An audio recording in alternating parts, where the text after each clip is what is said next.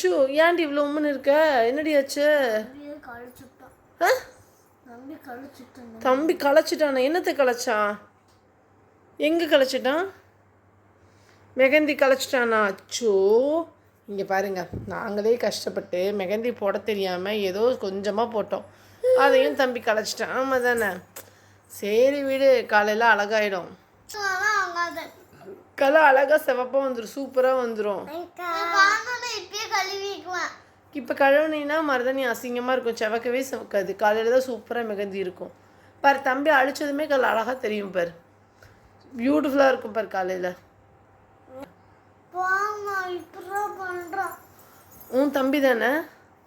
சரி தம்பி யாருக்காவது கொடுத்துடலாமா? சரி இரு, நாளைக்கு காலையில். ஆமாம் அவங்கள்ட்ட கொடுத்துடலாமா தம்பியா? செவா வச்சுக்கிட்டுமா? சரி, உனக்கு மருதாணி அழிச்சனால தம்பி வேண்டாமா?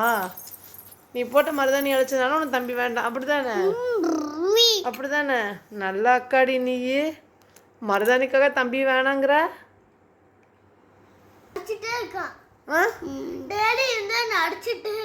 அடிச்சா அடிச்சிட்டு போறான் உன் தம்பி தானே?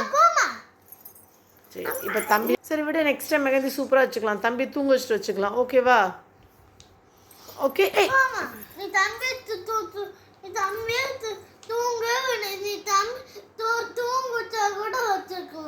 சரி தம்பி, நான் இன்னொரு தடவை எனக்கு மெகந்தி வைக்கும்போது தம்பியை தூங்க வச்சுட்டு வச்சுக்கலாம், ஓகேவா? அட அழிஞ்சா என்ன, காலையில் சூப்பராக இருக்கும் பாரு, பாரு சூப்பராக இருக்கும் பாரு.